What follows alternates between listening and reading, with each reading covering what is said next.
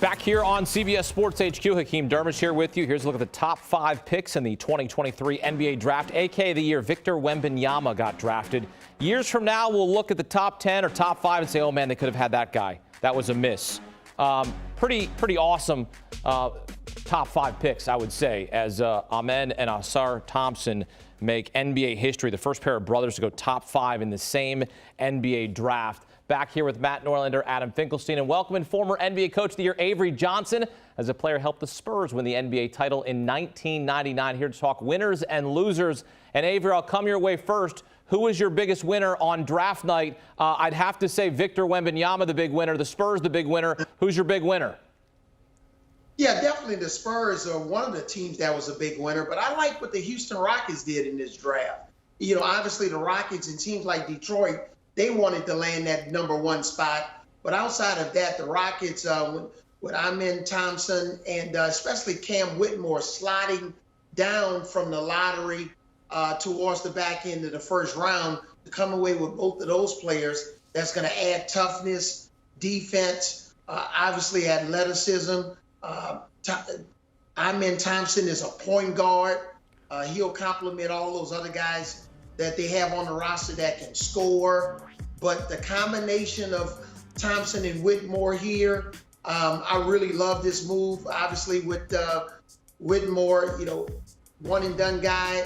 He thought maybe he was going to go in the top 10. There were some different opinions about his pre-draft workouts and, you know, the way he finished the season. But I really love the way the Rockets, the combination of both of these players to be complementary pieces to what they currently have on the roster. I really love this move for the Rockets. Matt, who's your biggest winner here on draft night? All right, so obviously we are removing both Victor Wembanyama having his life changed forever and San Antonio potentially getting the best player in the NBA for the next generation. We are removing that from the conversation. That's the obvious one. So I'm going to give you a player for my biggest winner, because it's a player that, no, it's not a player that went top 5. It's not a player that went top 10 or even the lottery. I'm trying to give you the player that I thought had the best fit, who I think has a healthy chance at being one of the most productive players in this draft for the next 5 to 10 years.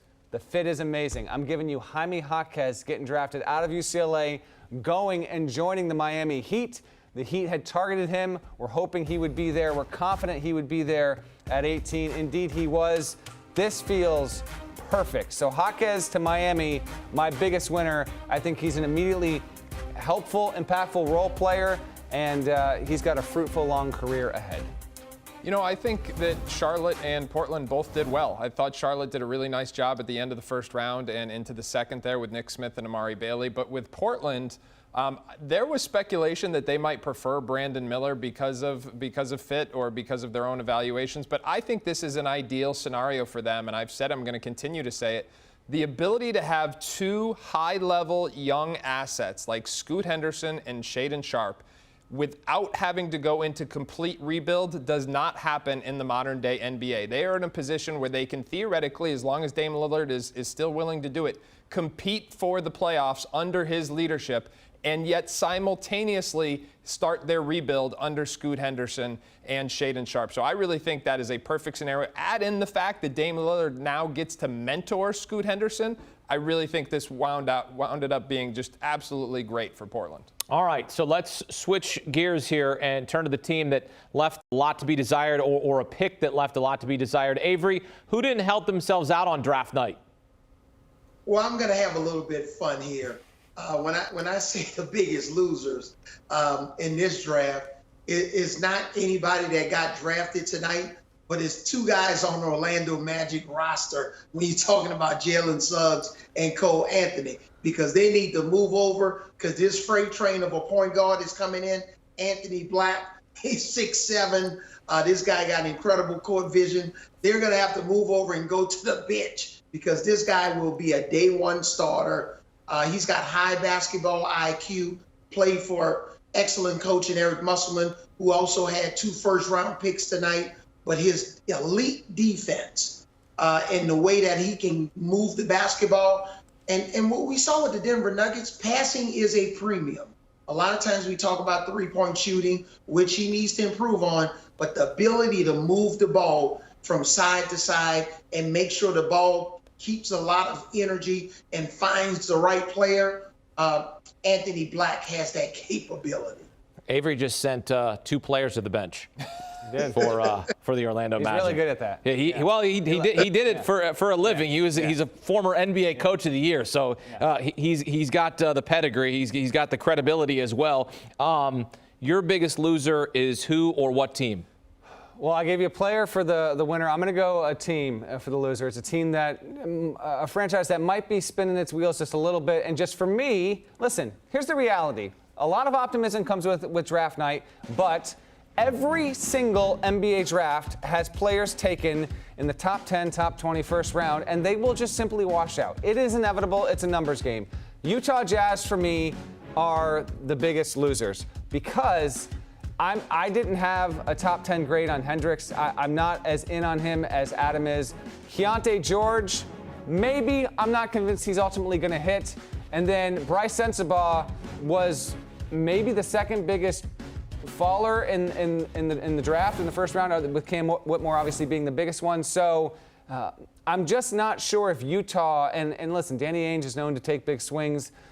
I'm just not sure that this franchise necessarily bettered itself when we look up a year or two from now. Will they be in the similar position where they've got 3 picks in the first round with at least one of them in the lottery? As always, I'm entitled and eager to be wrong, but for me, Utah was my biggest loser on draft. I like how polite you guys are, because you don't want to say, hey, you don't want to be nasty heck about with it, that. right? That's Oh, maybe okay, my let's go. loser is, Let's yeah. go. Denver. I mean, I know you just won the championship, but it's Wow. like, you got to replace Bruce Brown. Pay Bruce Brown. Pay Bruce Brown, because Julian Strawther ain't going to cut it. Was that good enough? That was. I like that. I like how definitive you were in your delivery right there. You were convicted. So here's the thing. They got great value out of Christian Brown last year. They got him at the 21st pick. He came in. He was a top 7 player for a team that won NBA championship. There's speculation they're not going to be able to re-sign Bruce Brown. And so they're acquiring late first and early seconds in hopes of getting financial bargains to fill out the rest of that rotation. I don't know that Julian Strawther is that answer. Christian Brown worked because he could play and produce on both ends of the floor. Julian Strawther is a knockdown shooter with really good wing size. He is not an NBA-ready defender. And when you get into the playoffs, you're talking about finding playoff rotation players. You cannot put non-defenders into the game in an NBA Finals type situation. So that's why, in my mind, this is not a replication of what we saw last year. And that's why, to me, they are potentially the loser. I'll also add this. The saddest story of this draft night is Gigi Jackson. Gigi Jackson, a year ago, reclassified, was perceived as a lottery pick. He did not go in the first round. As we record this, we're waiting to see if he goes in the second round. This is a sad story because it's the worst part of my job to see someone get bad advice, to see it just to start to go the wrong way. And it's almost like a bad dream where you know it's happening, you're not able to say anything. And it's just really unfortunate to see how this has worked out for him in the last year.